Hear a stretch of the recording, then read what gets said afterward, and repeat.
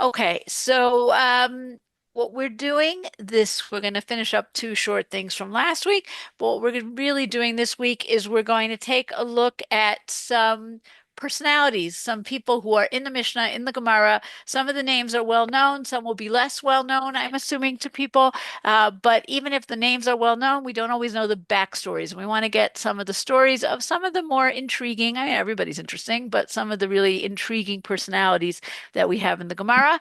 That's what we're going to do this week. Next week, we're going to look at some women, which is not next week, in 2 weeks, pretty uncommon in the Gemara. So when we have stories about women, it's really something wonderful. And that's what we'll do for our last class. But today we're going to look at some off the beaten track personalities. And I just chose a rather well beaten track for the picture. Okay, this is just a picture of part of the Roman road in the Shvela, not so far from Jerusalem, between the road that goes from Jerusalem through Beitar and out to the coast. Near Moshav Mata. We can see it's a very nicely constructed Roman road with these steps going down to make it easier to go on a steep downhill. Nothing to do with what we're talking about today, but a nice picture nonetheless. Okay, so let's go back. I put the sources in the chat. I'm going to put them in one more time if anyone didn't see them yet. And everybody, please mute yourselves. Thank you. Okay, so from last time, we had one subject that we didn't get to. We were talking about others, and this is also connected to 2 times ago. We talked about death, and that's the gladiators. Gladiators, we hear about them in the Gemara in a few different contexts. They are generally called the ludim.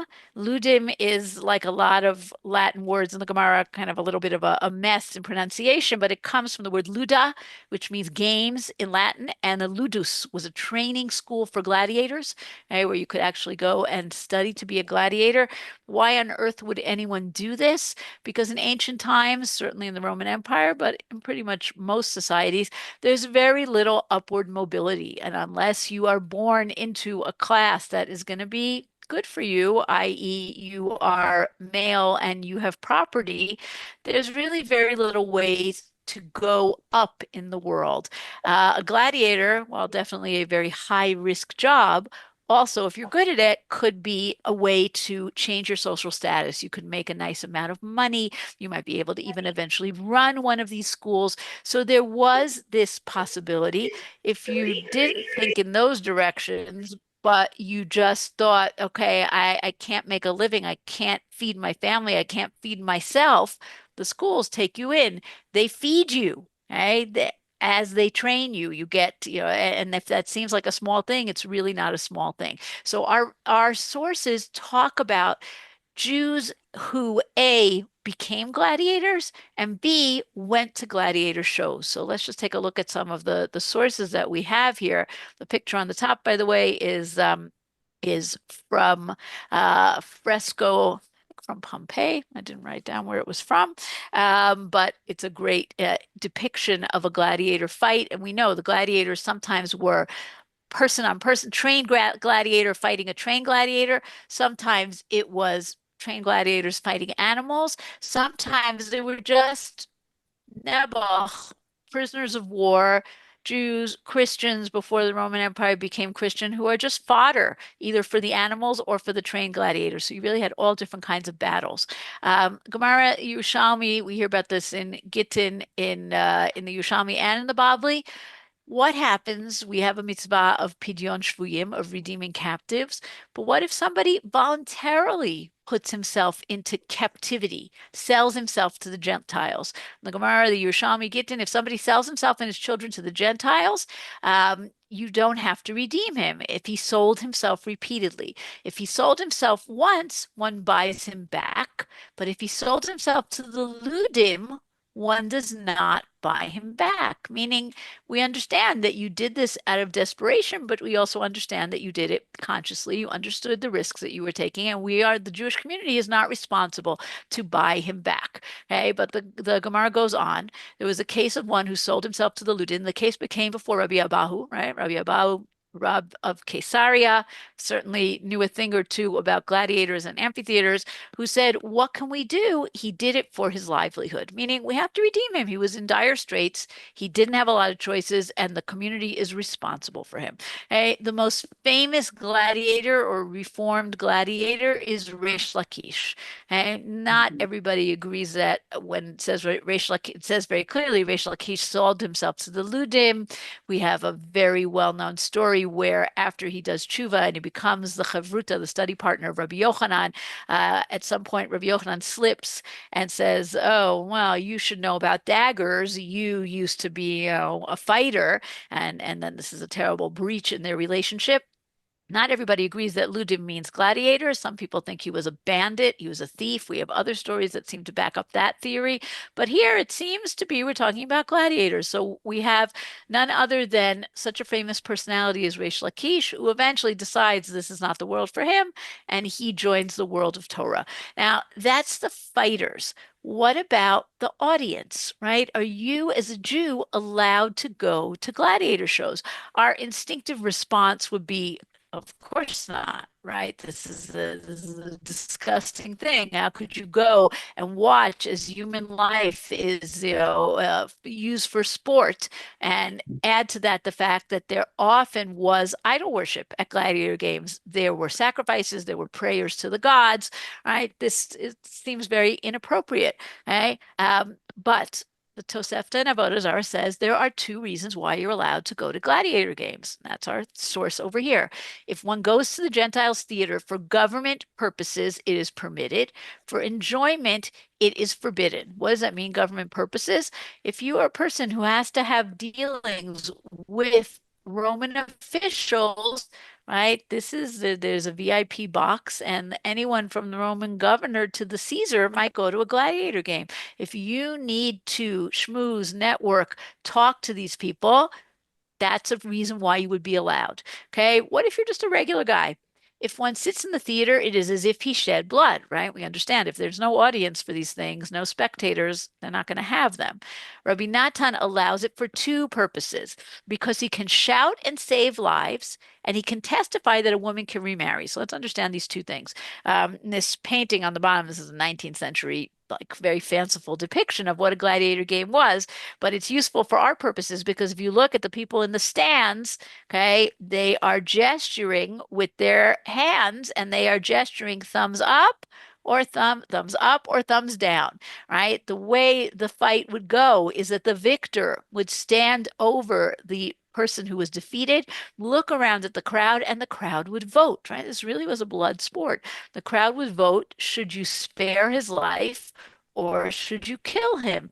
Rabbi Natsan says, if you can go as a block, you Jews can go, a large group, and you can raise your voices and your thumbs and save his life, that's allowed because you're literally saving someone's life. The other reason you can go is, let's say you have Jewish gladiator and you have a Jew who has been killed in the Colosseum, in the amphitheater. Somebody has to testify, a Jew has to testify that they saw him being killed in order that his wife is not an aguna. Okay? If you have no Jews in the amphitheater, then there's no testimony and she can't remarry, right? She remains an aguna. So two fascinating reasons that really give us a sense of how bloodthirsty this sport is. And while Rabbi Natan might say you're allowed to go, the Chachamim definitely did not encourage people to go. And one of the very famous prayers that we have, right, and we say part of this every time we do the Hadran, every time we finish a Masechet, is we contrast those who sit in the Beit Midrash and those who sit in the theaters, right? And here's one version of it. The Yerushalmi and Brachot, Rabbi Nechemia ben Hakaneh would pray a short prayer when he entered and when he exited the study hall. This is exited, not existed, sorry. Right? I didn't give you the when he entered. It's also beautiful, but for our purposes, when I exit, I give thanks for my lot. What did he say? I thank you, my God and God of my fathers, that you have put me among those who sit in the study halls and the synagogues, and you do not put me among those who sit in the theaters and the circuses. Shesamta chalkenu ben yoshvei beit midrash, velo samta chalkenu ben yoshvei teatraot v'kirkasot. Right? And then he says, we both are busy. I work and they work. I am diligent and they are diligent. He's not dismissing their efforts and the fact that they work hard, but I work to inherit paradise, and they work towards the grave. Understand what is worthwhile in life. Being a gladiator is not going to bring you to Olam Haba. Um, okay. Um, Alongside gladiators, where do the gladiators perform? They perform in an amphitheater. Okay. If you live in Israel, you are confused because in Israel we call the half circle where you go and you see performances and you see, Yom Ha'atzmaut celebrations. We call that an amphi, but it's not. It's a theater. Okay. A half circle is a theater. A full circle is an amphitheater. And that's where the gladiator games were held. Um, this is in the one on the right here is in Caesarea. It starts out as a hippodrome, a place for horse racing. It's not a full circle because the sea has washed away the western side of it, but it started out as a full circle. First, it was a hippodrome, then it was an amphitheater. The one on the left is actually perfectly preserved completely. This is an amphitheater that was discovered about 25 years ago in Beit Guvrin, and it's in pretty much perfect condition. And you can see where the seats were, and you can see where the prisoners were brought through the hallways. And you can even see in the middle, this is a modern covering, but you can see underneath where the animals were brought up from their cages. Relative to the size of the land of Israel, we have a lot of amphitheaters. And we have in Caesarea, we have in Beit She'an, we have in Beit Guvrin. Seems a little bit strange. Why do we have so many? The reason we have so many is that we are on the frontier, and the Romans sent many, many soldiers here. The Jews are troublesome. We have the Great Revolt. We have the Bar Kokhba Revolt. So the soldiers are here, but we're also here because there could be trouble on the border with the Parthian Empire. There are many soldiers who are stationed in the land of Israel. And soldiers, very nice when you have jobs for them, when they need to go out and conquer or build roads, but when they have nothing to do, they are a danger to the populace. You do not want these young men with lots of testosterone just running around and doing whatever they want. You got to keep them busy. You got to keep them happy so they don't rebel, so they don't pillage. So there are games, right? What's the Roman credo? Bread and circuses. You have to feed them and you have to give them entertainment. So that's why we have so many amphitheaters in the land of Israel. With that said, our amphitheaters are very small time country, small town theater. You go, I went for the first time a couple of years ago to Rome. I saw the Colosseum, and you're like, oh, okay, that's a real amphitheater, right? Ours are much, much smaller, but they serve purposes that we needed. Okay, a couple of other things that I wanted to finish up from last time. One is something called nidui. The rabbis had all kinds of tools at their disposal. Okay, when the second temple is standing, and unclear for how long this is true, but they have all kinds of punishments, right? Anyone who's learning Daf Yomi, Sanhedrin knows the many, many punishments that perhaps the rabbis had at their disposal, unclear for how long, but they had once, even when they were able to do physical punishments, they had other tools to encourage, let's say, people who didn't listen to them to follow them. And these are various forms of excommunication. Nidui, and then the more extreme form, cherem, right? Where the rabbis say, we don't like the way you're behaving, and so you have to cut off your social contact, right? You have to look different. You're not allowed to shave or cut your hair. Other people need to stay away from you. Okay? The punishments can become even more severe. It can go all the way up to physical punishment. Why does a person get put into nidui? Usually it's a case of disobeying the rabbis, okay? Not in the sense of like, I didn't keep Shabbat, right? For that, that's an actual punishment that you get in the Beit Din, but I didn't treat the rabbis with respect. I disobeyed the rabbis. Probably the most famous case of putting somebody into cherem is Rabbi Eliezer Hagadol, Rabbi Eliezer ben Hyrcanus, one of the greatest of the Tanaim, who did not bow to majority rule. And so the rabbis distance themselves from him. Professor Ze'ev Safrai, who wrote the Mishnat Eretz Yisrael, says that we mostly hear about cases of nidui in the time period of the Yavna generation, right? That first generation after the Beit HaMikdash is destroyed, where Rabban Gamliel and Rabban Yochanan ben Zakkai have to work very hard to create unity among a society that had had so many sects. And so they use this tool to discourage people from striking out on their own. We're allowed to have machloket, we're allowed to have disagreements, but we have to all stay within certain red lines. So we hear about Nidoi with Rabbi Elazar ben Hyrcanus. We hear about the threat of it with Rabbi Yoshua and with Rabban Gamliel from that generation. The Mishnah in Midot talks about practically what would happen if you were put into Nidoi in the time of the Beit HaMikdash. Okay?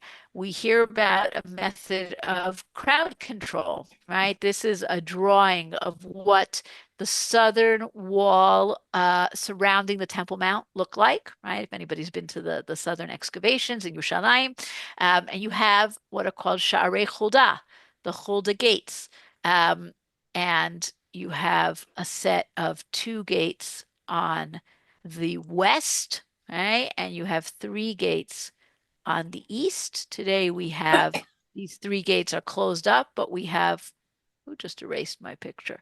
Okay.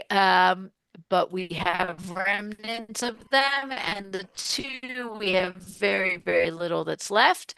But the Mishnah talks about these gates, right? And it says, all who entered the Temple Mount entered by the right, right? We're talking about if you're facing the wall, so the right is the east here, and went out by the left. We don't want everybody going in wherever they want because that could lead to chaos, and God forbid people could get trampled. We're talking about thousands of people on a holiday. So everyone who came in would come in on this side, do what they have to do, and exit over here.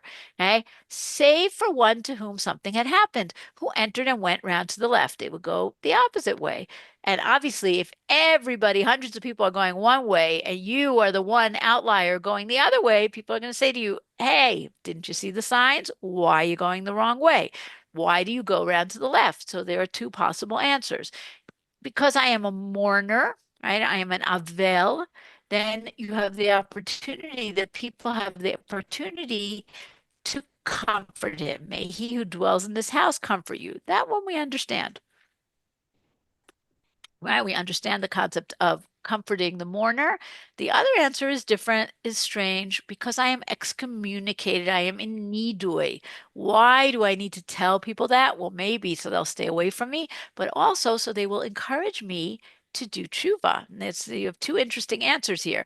Rabbi Meir says, may he who dwells in this house inspire them to draw you near again. Rabbi Meir says, I hope that the Chachamim forgive you. Rabbi Yossi said, you make it seem as if they treated him unjustly. Rather, they should say, may he who dwells in this house inspire you to listen to the words of your colleagues so that they may draw you near again. We hope that you do tshuva, right? And this is it's a very interesting thing. It's really an example of Kol Yisrael Arevim Zel Hazeh. Everybody's responsible for each other. Today we'd say, well, what is it your business if somebody else sinned? No, that's not the Jewish approach. The Jewish approach is you did something wrong. We have to give you tochacha. We have to tell you. We have to encourage you to come back to repent. And this is a very, very public way to do that. Okay, one last thing before we get to our personalities, and it's kind of a lead into our personalities, and that is names. What were popular names in the time of the Mishnah and the Gemara? And it's actually a very interesting thing. Okay, so we have essentially four categories of names, right? And this is what I wrote you here. We have names that are from Tanakh. Okay, not all the names of Tanakh, as we'll see, but names that are from Tanakh that are very popular, right? Reuven, Shimon, Levi, right? The sons of Yaakov. We have Yoshua. We have Yitzchak. Fascinating. We have names that are today, we'd say, are the classic names, right? Go to any Haredi neighborhood and call out Moshe, Avram, David, Shlomo, Yisrael. 20 kids are going to come running. In the time of the Mishnah and the Gemara, These are not names that are used. We rarely, I think there's one Rabbi Avraham. We don't hear about a David. It's strange because these are important figures. They're not popular names. In fact, we have the very famous statement, right, about Maimonides, Moses Maimonides, Mi Moshe ad Moshe lo kam ki Moshe, right? From Moshe to Moshe, we don't have anyone like Moshe. Obviously it's meant to be, praise of Maimonides, but it's also very, literal. There are not other Moshes. We don't hear about a Rabbi Moshe who is a Tana or an Amora. It's just very uncommon. Then we have other names that are Hebrew, but they are not Tanakh names, right? Like Gamliel, Meir, light, right? Yochanan, Akiva, which is like, Akev, Yaakov. They're Hebrew names, but they're not Tanakh names. Okay. Then we have names that are Aramaicized Hebrew, right? Instead of saying Yosef, we say Yossi. Instead of saying Tuvia, we say Tabai. So this makes a lot of sense. Certainly the Jews of Eretz Israel and also in Babel, they speak a lot of Aramaic. They're taking names and they're turning them into Aramaic. In fact, right, anyone who's been learning the daf, we just had a daf about cursing God, blessing God, right? And we don't want to say Hashem's name in the testimony. What do you say? Yake Yossi et Yossi, right? It's such a popular name that we use it as a stand-in for God's name. Okay, all of these are Hebrew derivations of Hebrew, but then we have these interesting outliers. We have quite a lot of names that are Greek or Latin derived. Okay, Antigonus, Lulianus, Dosa, Papos, Sumacus, or Sumchus, Tarphone, right? Just like today, we've got Paul, we've got Mark, we've got all those kinds of names. And Jews chose those names as well. Um, we also have a phenomenon that we don't have in Tanakh, but we definitely still have today, of parents naming children for the earlier generation, right? Look at the dynasty of Rabban Gamliel. It's very confusing because everybody is Gamliel who has a son Shimon, who has a son Gamliel, who has a son Shimon, right? Everybody's one following the other, following the other, following the other. We have Yossi ben Chalafta, who has a son named Chalafta. We have Eliezer ben Hyrcanus, who has a son named Hyrcanus. So it's something that's very normal to us, but I almost never, perhaps never see it in Tanakh. We also have names that people would not use today, like Yishmael. Okay, Rabbi Yishmael, one of the most important of the Tanaim. We don't use that name anymore, but it was not considered a name that there was anything pejorative about it. We'll see there are names that are pejorative. Okay, so what's on the list of top 10 baby names in the time of the Tanaim? Shimon sweeps everybody, right? There's more Shimons than anybody else. We're going to see today, we're going to see Shimon ben Azai, Shimon Bar Yochai, Shimon ben Zoma. There are lots and lots and lots of Shimons. There are lots of Yehudas. Elazar, Eliezer. By the way, this is why it's often very confusing, right? You're learning a Mishnah, you're learning Gemara, and you have a Rabbi Shimon or Rabbi Yehuda. Which one is it? Is it the Tana? Is it the Amora? Which one? Right? Very confusing. Okay. We have a lot of interesting statements. Not a lot. We have a few interesting statements about names. Probably the most famous one is there are a couple of variations of this. I brought you the one from Shir Hashirim Rabbah. Why was Israel redeemed from Egypt, right? Four matters. They did not change their name. They did not change their language. They did not speak slander, and they weren't steeped in licentiousness. Okay, we won't go into the other ones, but they did not change their names. Now, here's where we get something very interesting. First of all, they did change their names. Moshe is an Egyptian name. It's probably the classic Egyptian name, but we won't go into the time period of Yetziat Mitzrayim. What are Chazal doing? Reuven and Shimon descended to Egypt. Reuben and Shimon ascended. They did not call Reuven Rufus. They did not call Shimon Luliani, Yosef Listus, Binyamin Alexander. Hello, these are not Egyptian names. These are Greek names. These are Roman names. Chazal are talking about their time period. They do not like this idea, but yet it's very clear that people are using those names. Look at we'll go back to the middle one in a minute, but look at the last source from the Gemara in Gittin, bills of divorce that come from a country overseas, right, from Medinat Hayam, witnesses are signed upon them. Even though the names of the witnesses are like the names of Gentiles, they are valid because the names of most Jews outside of Eretz Yisrael are like the names of Gentiles. Chazal might not want to admit it, but there are plenty of Jews inside of Eretz Yisrael who also use the names of Gentiles. So Chazal are against this idea, but for sure people did it anyway. However, there was a red line that people didn't cross, and that's this middle source here, right? Nobody names their children after Rishaim. Have you ever heard of someone naming their child Paro, Sisra, Sancheriv, right? We don't name after How do you explain Rishaim. Rabbi Yishmael? Now you will notice what Yishmael is Reggie, not Reggie, necessarily a Reggie. Rasha, right? Yishmael, at least in the Pshat, is not a Rasha. Right? Ishmael is a complicated character. Chazal don't really like him, but first of all, the meaning of his name, Yishmael, it's a beautiful meaning. And I don't know, they got past it. We didn't, we don't today. Um, Names go in and out of fashion.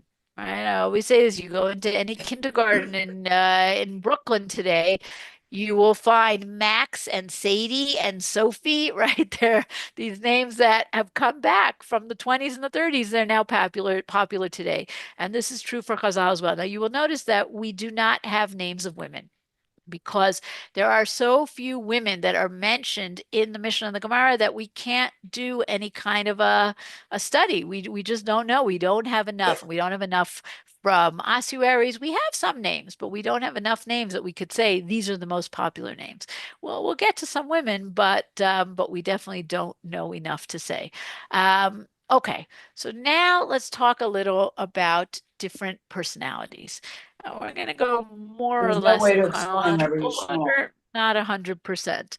Don't hold me to it completely. Okay, people who are not muted, please mute yourself. Okay, so let's start with somebody named Yonatan ben Uziel. Yonatan ben Uziel is an interesting character because he is, on the one hand, the way he's written about, he's clearly very holy, very revered. On the other hand, we have very little that is written in his name. Okay, so the classic statement, the classic biographical mention of Yonatan ben Uziel is here in Bava Batra. The sages taught Hillel has a Cain, Hillel the elder, meaning Hillel as in Hillel and Shammai, had 80 students. 30 of them were sufficiently worthy that divine presence should rest upon them. 30 of them were sufficiently worthy that the sun should stand still for them, and 20 were on an intermediate level. The greatest was Yonatan ben Uziel. The least was Rabbi Yochanan ben Zakkai. Okay, if the least is Rabbi Yochanan ben Zakkai, we're setting the bar pretty high here. Why do we have very, very few statements of Yonatan ben Uziel if he was really such a brilliant and significant figure? So one suggestion is that he is included every time that the Mishnah or the Gemara talks about Beit Hillel, right? The Talmidei Beit Hillel, or the teachings of Beit Hillel, he's kind of subsumed under that because he was the best student of Hillel, which I think is a reasonable answer. He's a contemporary of Shammai and of Hillel, right? He's in the first generation of Tanaim, and we have another really fascinating statement at the bottom here. Yonatan ben Uziel, when he sat and was engaged in Torah, a bird that flew over him was immediately incinerated, right? So this could either be very fanciful. Rashi says when he taught Torah, the Torah was so beautiful that the angels would come and listen. And of course, if angels are there, there's fire there as well. Right? Tosfot says, when Yonatan ben Uziel taught Torah, it was as if there was Matan Torah again, also fire. Um, Rav Aaron Hyman, who wrote biographies of the Tanaim and the Amoraim, has a more prosaic explanation. He says this is metaphorical. When he taught Torah, he would burn up any opinions that were against him. He would just be so on fire, right? We say that today with his arguments that nobody could defeat him in any way. Now we have very interesting two stories that seem to be the same story, but with different protagonists. Gemara and Baba Batra, the third story here, this is talking about whether somebody who can rescind his inheritance from his children because he doesn't like the way they're behaving. Okay? And we have a story here where there was an incident involving a man whose children did not act properly. He arose and wrote a document transferring all his property to Yonatan ben Uziel, meaning he doesn't want his children to inherit this property. Shammai comes along and Shammai says, no, no, no, you have to keep the property. And Yonatan ben Uziel says, no, no, no, I'm going to give it back to the children. And Yonatan ben Uziel manages to best Shammai in this story. But we have another story where the characters are the same, but the who does what is inverted. And take a look here. And this one is, I think, the more interesting one and perhaps the correct one. This is from the Yerushalmi. Yonatan ben Uziel's father vowed not to let him have any enjoyment from his property. And in his will, he gave his part to Shammai. Now, why would Yonatan ben Uziel's father not want this very holy, very learned son not to have his property? Perhaps because he is a Shammaiite, right? We know Shammai and Hillel, they're two very different schools who argued about many things. If Yonatan ben Uziel is giving his property to Shammai, clearly he's a disciple of Shammai. Who's Yonatan ben Uziel?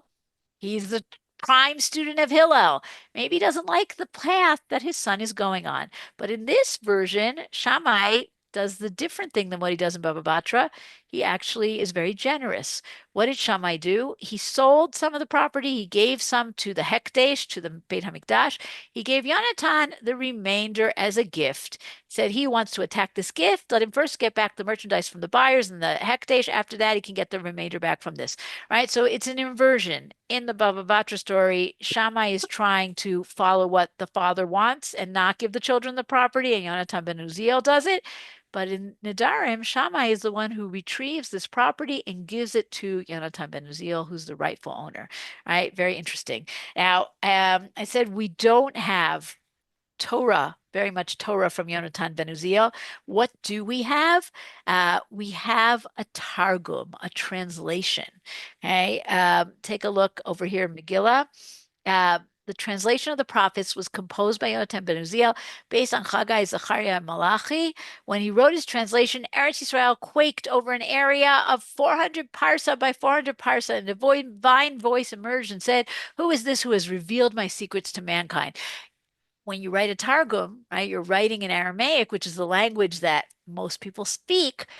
God is not so happy. How are you making all of my secrets known to everybody? And this was only when he would translate the Nach, the Nevi'im, and the Ketuvim.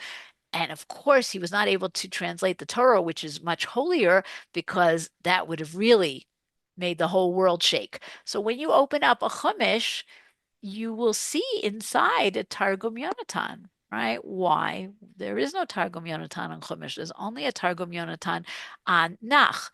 Targum Yonatan on Chumash is not Targum Yonatan. It's called by scholars, they call it pseudo Yonatan, pseudo Jonathan. We don't actually know who wrote it. It's probably around the same time as Yonatan ben Uziel, but it's not Yonatan ben Uziel. How did it get attributed to him?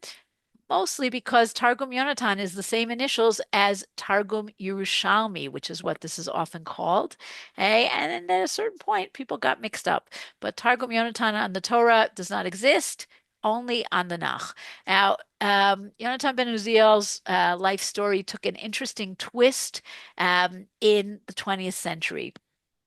Already from the Middle Ages, Jews were making Aliyah Regel to a grave in a place called Amuka in the forest of Biria outside of Sfat. And this was considered to be the kever of Yonatan ben Uziel. Fine, there are many, many places that people would go on Aliyah Regel. This is not unusual at all. However, some point in the mid-20th century, there's disagreement about it. Was it the 50s? Was it the 70s? The kever of Yonatan ben Uziel in Amuka became associated with the place to go to get a shidduch. Okay, why is this? It's It's a very good question. Some people said, oh, Yonatan Uziel was never married, and therefore he's going to pray for you to get a shidduch. Nowhere in the Gemara does it say that Yonatan ben Uziel was never married. It doesn't say he was married, but it also doesn't say he wasn't married. Other people say, well, it's related to the word amuka, which Rashi says go someplace that is amuka mikulam to get a shidduch, and somebody messed this up. In any case, it's developed over the last few decades to the extent that today people come to Israel, they go on a Kfarim tour, they have single children, they must go to Amuka to daven for a shidduch. Single people go and leave their sitter by accident on purpose in Amuka with their telephone numbers in it. It's become a thing, right? Where it came from, not so important anymore. Just people are now doing it, and it's taken on an aspect of kind of folk religion. Okay, let's go to our next personality. This is another very interesting person that we don't have so much Torah from him, but we have a couple of very interesting stories about him. And this is somebody named Choni HaMa'agel. Choni is not a rabbi. He is not called a rabbi. He lives in the time period of the first century before the Common Era. We know that because in the most famous story about him, where he prays for rain, he is chastised by Shimon ben Shetach, who lives in the first century before the Common Era. He is considered to be somebody who's very close to God, but who makes demands on God, right? So we have this fascinating story in the Mishnah and Ta'anit, and the Gemara adds to it. The Ta'anit, the Masechet Ta'anit talks about when do you fast, and one of the main reasons you fast is if there's no rain. Right? If there's no rain at a certain point in the winter, by a certain point in the winter, there are public fasts. Now, at some point, there was no rain and the fasting wasn't working, and the people came to Choni HaMa'agel, who was known as somebody who was very holy and some sort of a miracle worker. And they said, pray that rain should fall. He said to them, go out and bring in the ovens used to roast the Paschal lamb so that they will not dissolve, meaning, what time of year is it? It's already springtime. Okay, they're preparing the ovens for the Korban Pesach, and there hasn't been rain. That's very bad. He prayed, and no rain fell at all. What did he do? He drew a circle, and he stood inside it, and he said before God, Master of the universe, your children have turned their faces toward me as I am like a member of your household. Therefore, I take an oath by your great name that I will not move from here until you have mercy upon your children. Okay, essentially, he says, I'm not leaving this circle, Hashem, until you bring down rain. And then the rain starts to fall. It's too much rain, right? It says that the people say, just as you prayed over rain that it should fall, pray that it should stop. It's too little, it's too much. Choni is giving all these demands to God. And Shimon ben Shetach says, if you weren't Choni, I would put you in Nidoi, right? Remember Nidoi. You're being very disrespectful to God, disrespectful to the system that the rabbis have set up of these fasts and prayers. You want a shortcut. You want a miracle, right? Zev Safrai says he's one of the Hasidim. These like miracle workers, lahavdil, not so different from what we hear about Jesus in the stories of the Gospels, right? People who are kind of like circumventing the regular forms of prayer, fasting, calling out to Hashem, and he's looking for a shortcut. And the people need it. God listens to him, but Shimon ben Shetach says, this is not the way that we're supposed to be going about things. And we'll get to the other really famous story about him in a minute, but what about his name? Okay, Choni HaMa'agel is usually translated as Choni the circle maker, right? Ma'agal, Igul, right? He's a circle maker. And we know he's a circle maker. In his most famous story, he draws a circle, he stands in the middle of the circle. That's one possibility, okay? Meaning he got the name after this story happened. Well, but if we don't want to say that, if we said this was always his name, then we have to think of a different explanation, or maybe more than one explanation. Okay. Another possibility we have in the Sefer Yuchsin, which is from the time of the Gaonim. It says that Choni comes from a town called Maglo, meaning he's Choni Hamagloi, right? It's kind of a distortion of his name, which has two meanings, right? You have another guy named Nachum Ish Gamzo or Ish Gimzu. He comes from a place called Gimzu, but he's also the guy who was always saying Gamzu Latova. It could mean both things.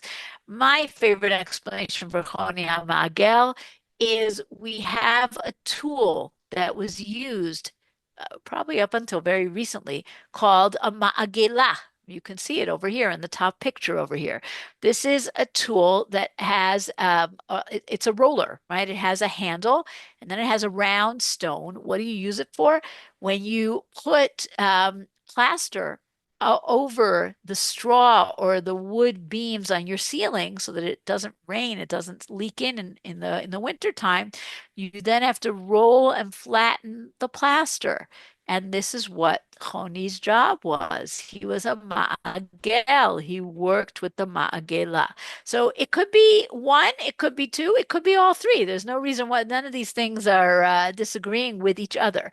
The other really nice little archaeological part of the story is that when there's too much rain, okay, the people say to him, pray that the rain should stop. He says, go out and see if the claimant stone, in Hebrew it's the Even HaToen, has been washed away. Okay? And we have another source in the Gemara that talks about how if you're in Yerushalayim and you lost something, anyone who lost something, anyone who found something would go to the Even HaToen. Okay, this is the lost and found of Yerushalayim. If you imagine Yerushalayim, Aliyah Regel, thousands and thousands of people on the main street, of course people are going to lose jewelry, money, children. You need a lost and found. Okay, so there was a place where you could go and proclaim what you found or proclaim what you lost. A few years ago, in excavations in Ir David, on the main street that went up from the Shiloh pool towards Har Habayit, the excavators found this strange platform. Okay, it's a platform that is not an entrance to a store. We have stores. This is not an entrance to a store. It's kind of like a freestanding platform on the street. What was it used for? So there are all kinds of suggestions. Some people say it was like a Hyde Park. It was a place where you would go and you could speak and people would listen to you. Some people said, no, no, no, it's built by the Romans, used for crucifixions, right? Everybody can see. Other people said, no, no, no, this is the Even HaToen. This is it. This is on the main street. It's a place where you can go up. It's high up, right? You want to go see that the rain hasn't reached up to the top of the Even HaToen. Maybe this is what it is, right? Very nice. No proof. We don't have a sign that says Even HaToen, but certainly could be. Okay. Now, the other famous story about Choni is that he falls asleep for 70 years. Okay. It's a beautiful and long story. I only brought a little bit of a piece of it. If you want to read the whole story, Tani 23a. I brought you the beginning of it. One day he was walking along the road when he saw a man planting a carob tree.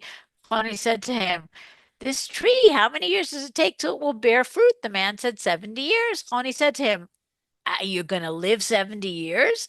He said to him, that man, meaning himself, found a world full of carob trees. Just as my ancestors planted for me, I am planting for my descendants. And this is the part of the story that is often quoted by people. It's a beautiful story, right? We always have to think of the future and not only of what's good for us, but the story continues. Choni sat down, he ate, he went to sleep, and he slept for 70 years. Now, the end of the story is really very tragic because he wakes up, he goes to the Beit Midrash. Nobody knows who he is.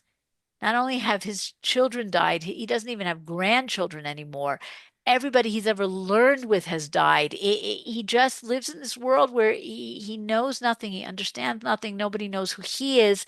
Um, Rabbi Benny Lau suggests that this is kind of a like a tikkun. This is fixing. Choni wanted the shortcut. He wants the miracle. He wants the, I'm going to stand in the circle till you bring the rain. And Hashem says, okay, I'll give you the rain, but understand that process is important. Time is important. Things have to take place over a long period of time. There are no shortcuts. Okay. One nice little end point.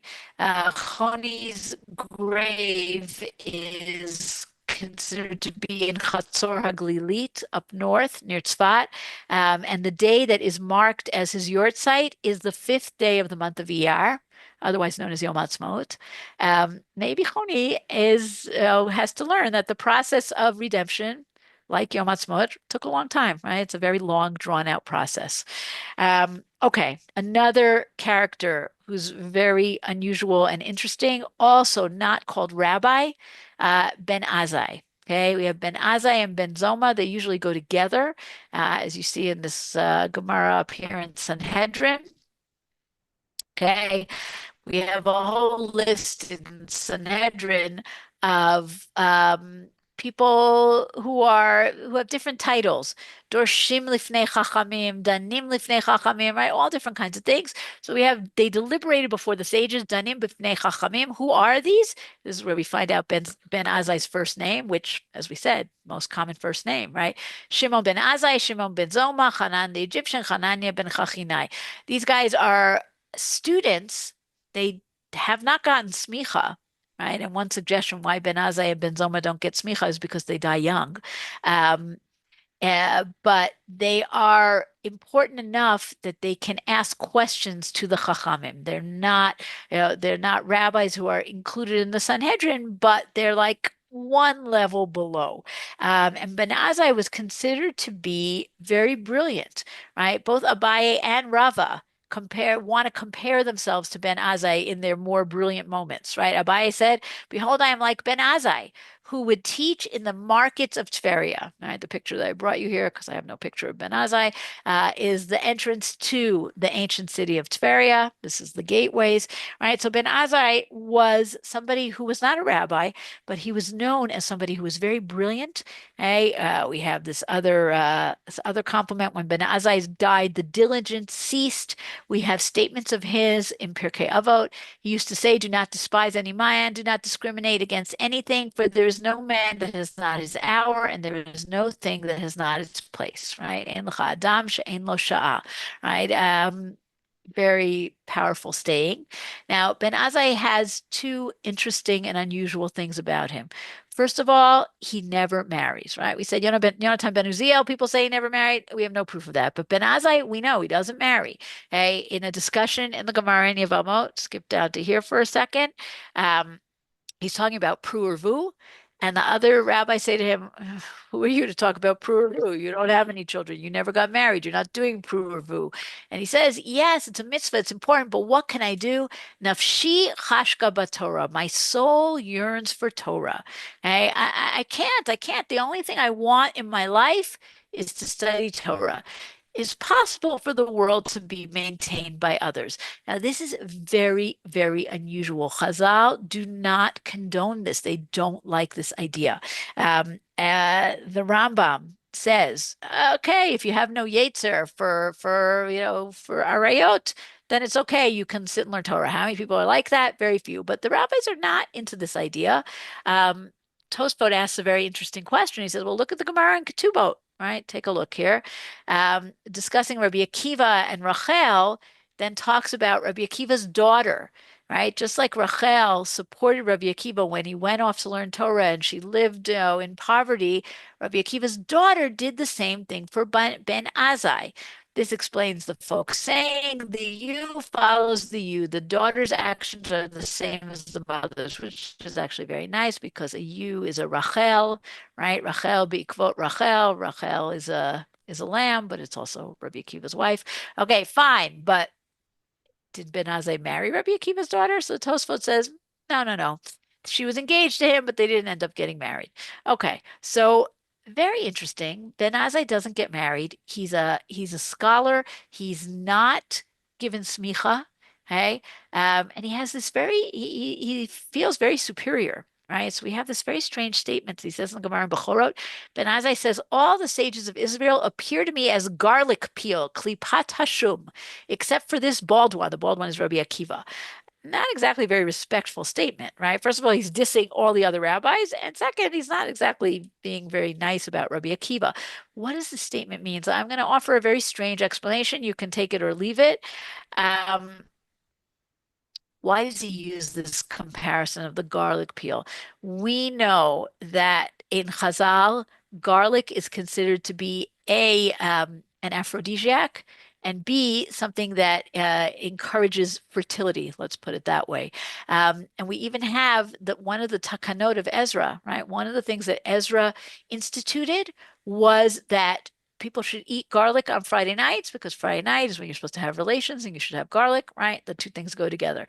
Maybe Ben Azai is saying all of the rabbis, they eat their garlic, right? They're married, they're having children, but even me, I don't eat garlic, but I have more knowledge than all of them. I have more Torah than all of them. Maybe, I don't know.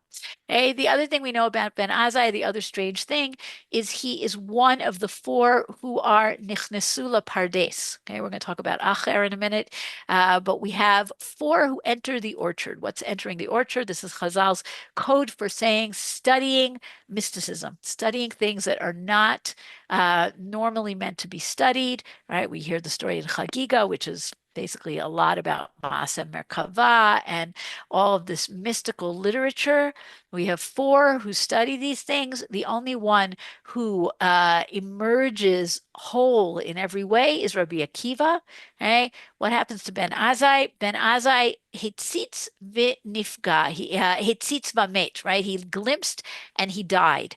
And he's not able to, whatever this means, he's not able to accept or understand this mystical knowledge. Maybe this is partly why he's in the markets of Tveria, right? Why is he in the markets of, that's a strange thing, right? Why is he in the market of Tveria? Why is he outside? He's an outsider. He never gets smicha. He doesn't get married. He wants to study things that people don't study.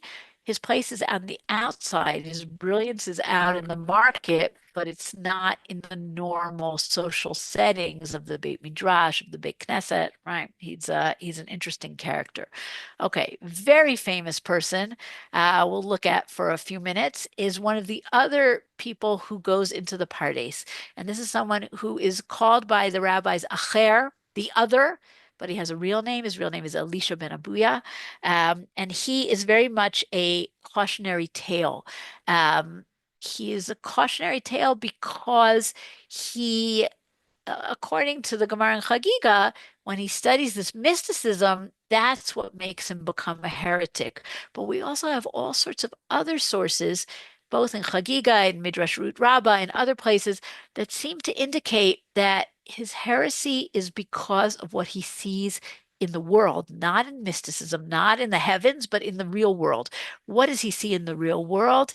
He sees the power of the Romans, the power as well as the evil of the Romans. He sees Rasha Vitovlo. Okay? The Roman Empire is clearly evil. We just talked about the gladiators.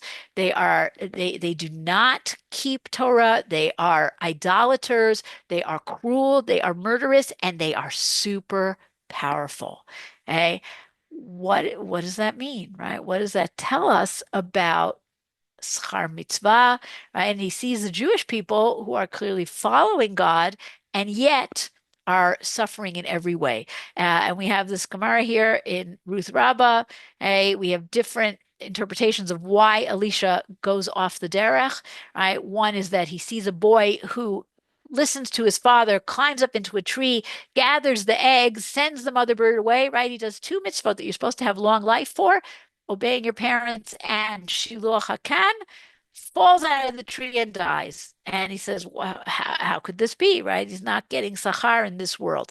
That's one way, one answer why he leaves Torah. But the other one, which I think makes more sense, some were saying he saw the tongue of Rabbi Yehuda the baker, right? Rabbi Yehuda Nachtom, given to the mouth of the dog, meaning he saw these Harugei Malchut, he saw these martyrs that the Romans are killing because they study Torah. Elisha said, if the tongue which occupied itself every day in Torah is treated thus, how much more so the tongue of the one who knows nothing and is not occupied in Torah? And he said, if so, there is no reward for the righteous and no resurrection of the dead. Right? He looks around, he says, clearly the good people are being punished, the bad people are being rewarded. Now, the Medrash obviously cannot leave it at that, right? And says he did not know that it had been interpreted by Rabbi Akiva that you may fare well, tov, in the world that is entirely good and have a long life, ha'arach yamim, in the length, the aroch of eternity. Meaning, schar mitzvah b'hayol al maleka. You don't get mitzvah for your good deeds in this world. There's another world, and there you're going to get your reward. But Rabbi Akiva and his teachings, right, or Rabbi Shimon Bar Yochai, or Rabbi Ishmael, all these people who suffer for their Torah, they are unusual. They are the exception. We hear the stories from them because we learn Mishnah and Gemara. They're the ones who write it. But Acher's response, the Romans are doing bad things, but they are the powerful ones. That's the normal response. Right? Rabbi Akiva is the outlier. Chazal present Acher as the outlier. And Acher becomes a heretic, goes over to the side of the Romans. And not only is he a traitor to God, he's a traitor to man. He gives over people to the Romans. He's a moser, and he does all sorts of bad things. And yet, his prime student is Rabbi Meir. Okay? Rabbi Meir follows Elisha ben Abuya.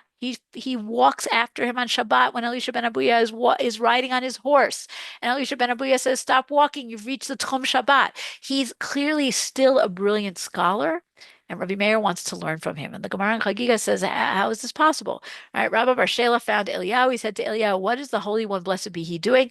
Eliyahu said to him, "He is stating halachot transmitted by all of the sages, but in the name of Rabbi Meir, he will not speak." He said to him, "Why?" He said, "Because he learned halachot from the mouth of Acher." He said to him, "Why should he be judged unfavorably for that?" Rabbi Meir found a pomegranate, ate its contents, and threw away its peel. He said to him, "Indeed, your defense has been heard from above. Now God is saying, my son Meir says," right? This is a very difficult thing. The rabbis have difficulty with it. Can you learn from somebody whose actions are reprehensible? Rabbi Meir is able to do it. Not everybody's able to do it. Okay? Rabbi Meir also tries to bring Elisha back to do tshuva. After many days, Elisha, the son of Avuya, became sick, and they said to Rabbi Meir, "Elisha, your teacher is sick." He went to greet him and said, "Repent." And Elisha responded, "Who after this they would accept me?" And Rabbi Meir said, "You return man to dust until the crushing of the soul." As soon as he heard this, Elisha ben Abuya wept and died. Rabbi Meir rejoiced and said, "My teacher was taken as he repented." Okay, much more to say about Elisha ben Abuya. If you're interested in this story, beautiful, somewhat fictionalized work by a rabbi named Milton. I'm blanking on his last name. I want to say Milton. Steinberg. Thank you. I wanted to say Milton Friedman. That's clearly not who it is. Okay, As a Driven Leaf, beautiful, beautiful book. And Milton yes, Steinberg. Milton Steinberg. Thank you very much. I knew somebody would knew that. Okay, we are going to stop here and take a look at comments, and we'll finish up the ones I didn't get to on time. All right, let's see. Um, Israelites kept Jewish names in Egypt. Some names are Jewish, right? But yeah, Midrash is not to be taken literally. I agree with you, Susanna. Moshe is Mos is an Egyptian name. A cousin Hagar, yes, Hagar. You definitely hear people named Hagar, not Ishmael, but Hagar, yes. It looks like a roller paintbrush. Yes, I agree. Okay, anybody else have comments, questions? Usually we have so many comments. So quiet today. What's going on? I will reiterate that we are not having class next week. Yes. Mel, what can you tell us? Shiluach HaKain, not Shiluach HaKan. It's a kan sipor. That's smichut. But when you say Shiluach HaKain, HaKan, that's incorrect. Thank you. Thank you. Everything was great. Okay. Anybody else?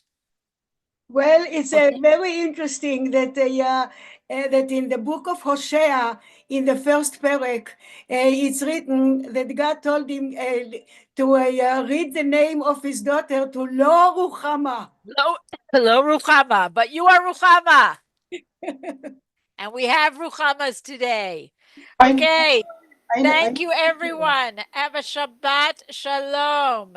We will reconvene in 2 weeks. Thank you. Bye, everybody.